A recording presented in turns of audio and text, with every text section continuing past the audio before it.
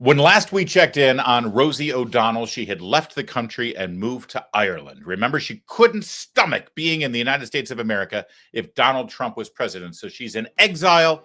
I'm in Ireland, and I don't want to talk to anybody ever again. It took her a week before she showed up on a set of a television show in Ireland. Because she really, she's in exile. She wants to be left alone. She's Greta Garbo, man. Don't want to talk to anybody. Now, where's my makeup person so I can hit my mark and show up on this TV show?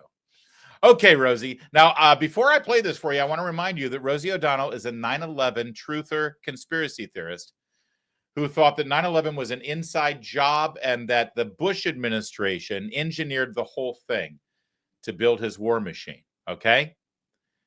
So, bearing that in mind, take a listen to her latest conspiracy theory as an election denier from the 2024 presidential election. A lot of people did vote for him. Yes. Do you accept their right to do that and their opinion of him? Well, I respect their right to do that. I question why the first time in American history a president has won every swing state and is also best friends, and his largest donor was a man who owns and runs the internet. So I would hope that that would be investigated and that we would see whether or not it was an anomaly or something else that happened on election night in America when Kamala Harris was filling up stadiums with people who supported her, and Donald Trump was not able to do that. So it's curious to me. And as an American and a believer in democracy, I would hope that we would be able to look at all of the reasons why this happened in our country. Okay, we're going to have to break this down a little bit because this is just too good. I would remind you that when she was on The View, here's how bad Rosie O'Donnell is. She got fired from The View because she was too crazy for that show. And they replaced her with the sane voice of reason, Whoopi Goldberg. That's how nutso Rosie O'Donnell is, right? When you're replaced because you're too crazy, when you're replaced by Whoopi Goldberg, you know you've got a problem. When she was on The View, though, and she was challenging the science behind the 9/11 attacks and the Twin Towers coming down in New York, she said that it was the first time in history that steel was melted by fire. That's a special kind of stupid right there. So when she uses that language, it sort of sounds familiar, right? So first time in history, steel is melted by fire. And now it was the first time in history that what now? Well, I respect their right to do that. I question why the first time in American history a president has won every swing state. You just can't buy this kind of stupid from an American Ivy League university. She does have the glasses on. Those are her smart girl glasses. So she's got to be telling the truth. She's got to be smarter than you. Just look at the glasses. After all, she was a stand-up comedian, everybody. And she does seem pretty angry. First time in history that a president has won every swing state. And if you're an Irish voter, you're like, oh, what's a swing state then? Could we get another Guinness pulled here, please? Don't be touching me Lucky Charms. I can do that. I'm Irish. Don't you do it. First time in American history that a president has won every swing state. In 1984, Ronald Reagan won 49 out of 50 states. And I'm pretty sure a couple of them were considered swing states at the time. In 1972, Richard Nixon won 49 out of 50 states. Only Massachusetts went for George McGovern. And again, I'm pretty sure at the time, the campaigns considered one or two of those states to be swing states. 1980, also, I believe Ronald Reagan won every single swing state when he defeated Jimmy Carter. But there you go. When she says first time in American history, what she means is the first time in the last few elections. In fact, if I remember right, 2008, Barack Obama won every single swing state, right? He won Ohio. He won North Carolina. He won Florida. Those were all swing states back then. He won Michigan, Wisconsin, Pennsylvania. In fact, I think Yeah, I think in 2008, Barack Obama won every swing state. Nevada. I think actually that back then Colorado was even a swing state. All right, so first off, we have Rosie O'Donnell very earnestly with her smart girl glasses telling the viewers of Irish television that this is the first time in history that a president has won every single swing state, which is a complete and total farcical, laughable lie. But of course, the journalist in Ireland, he doesn't know one way or the other. Although, to be fair, if she was saying this on Morning Joe, I don't think anyone on that panel would have said anything either. All right, what else have we got here, Rosie? And is also best friends, and his largest donor was a man who owns and runs the internet. Oh my God. I don't care how much money you spend on an advanced degree at an American liberal arts college, you can never end up this stupid. You can get multiple doctorates. Maybe that's the only way you do end up this stupid is the multiple doctorates. Okay, so apparently Elon Musk owns and runs the entire internet, people. I'm sure that's news to a lot of people out there. But Elon Musk owns, by the way, also, Elon, say what you will about Elon Musk and his relationship with Donald Trump. I don't think they're best friends. And just so you know, Elon Musk was not Donald Trump's biggest donor. In fact, we have campaign finance laws in this country where you can only max out your donations to a campaign at a certain level, and that's it. Now, if you've got extra money that you want to spend that can be in support of the campaign, you can donate to super PACs or you can create your own political action committee. Lord knows the liberals and Democrats do it all the time. That's where all the George Soros and Hollywood money and Wall Street money comes from.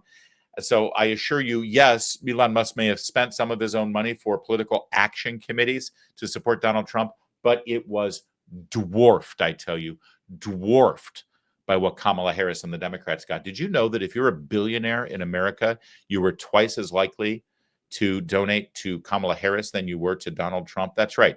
She won the billionaire donation sweepstakes on a scale of 2 to 1.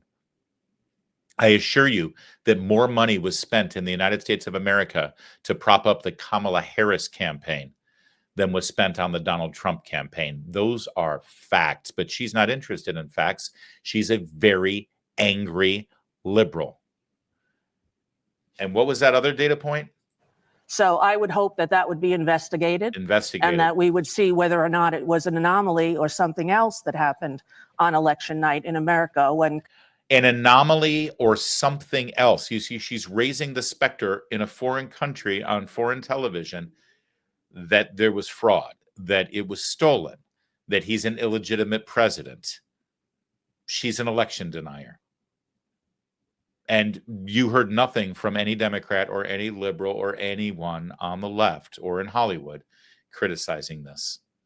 This happened on Friday or Saturday, I think. Still haven't heard any criticism. But she literally just laid it out there. I mean, this is typical election denier stuff. We shouldn't be surprised because we've heard this from the left every single election they've lost since 2000 with George W. Bush. They've been denying the results and claiming that there was fraud and some kind of shenanigans. But then there's this. Actually, of all of these things, this may be my favorite. No, Elon Musk owning and running the internet is my favorite stupidity in this. But this comes in second. Kamala Harris was filling up stadiums with people who supported her, and Donald Trump was not able to do that. So it's curious to me. It's curious. It sure is. First of all, get it straight, Rosie. When people came out for that campaign, it wasn't for Kamala Harris. It was for Tim Walz, because we were excited that the first openly gay white man was going to become vice president of the United States. And that's, I'm sorry, what? He's not? Are you sure? Okay, maybe not openly. All right, so he's not openly. I'm sorry. But the first obvious gay man was going, not even, seriously? 2 kids? Wait, with a woman? Oh, so they had sex. Oh, they used other methods to procreate the children. Oh, well, yeah, my statement stands. That's why they were filling those seats, Rosie. It wasn't for Kamala Harris. And also, by the way, this whole she was filling stadiums. Well, no, she filled a stadium. Only one. Reliant Stadium in Houston where the Texans play. But you'll remember this because I'm old enough to remember this election that just happened a few months ago. Apparently, Rosie O'Donnell is having some sort of memory issues. She filled one stadium in Houston, but it was because Beyonce was announced. We were told Beyonce was going to perform. She didn't. She just came out and gave a 5-minute speech supporting Kamala Harris. And then people started leaving when Kamala Harris came out. Because like, I thought Beyonce was going to perform. And they all started leaving and heckling her, if you remember right. The rest of the time, yeah, she filled up some rallies in arenas, not the upper deck, but some other portions of the arenas she could fill. And so did Trump. Are you kidding me? So now she's lying to this audience, claiming that Trump had smaller crowds on the campaign trail than Kamala Harris did, sowing the seeds of doubt and suggesting that the election was fraudulent and stolen and that Donald Trump is not a legitimate president. Rosie O'Donnell, God bless her. She couldn't live in this country, had to go to Ireland, immediately went on television, and then lied and lied and lied with her little tinfoil hat on and all of her conspiracy theories about how Donald Trump isn't legitimate. And she's just an angry, bitter woman. And I hope she comes on television once a week because it's just too good. Hey, Larry, can we run the end of the Rosie clip? I actually have a new favorite part of mine that I'd like. Oh, you have a favorite? Absolutely. Bring it back up. Me, and as an American and a believer in democracy, I would hope that we would be able to look at all of the reasons why this happened in our country. All right, so you hear how she talks about being a believer in democracy. You know, I'm an American. Yeah. I'm a believer in democracy. Yeah. She sounds like it's like a religious thing. It's like you imagine your classic Americana person being like, oh, I'm a Christian. I'm a taxpayer. I'm a believer of Christ. And she's like, I'm an American. I'm a believer in democracy. Believer in democracy. Yeah. Oh God. I didn't fine tune in that. That's very good. Something spiritual there. Yeah, you're right. Well, I mean, when you don't have, what did G.K. Chesterton say? If people don't believe in God, it's not that they'll believe in nothing. It's that they'll believe in anything. Paraphrasing the great G.K. Chesterton. But also, by the way, thank you for having me run it because listen to what she says at the end here. That's why this happened in our country. In our country. Hold on. She's in Ireland. Which country is she talking about right there? Yeah. Special kind of stupid, Rosie O'Donnell.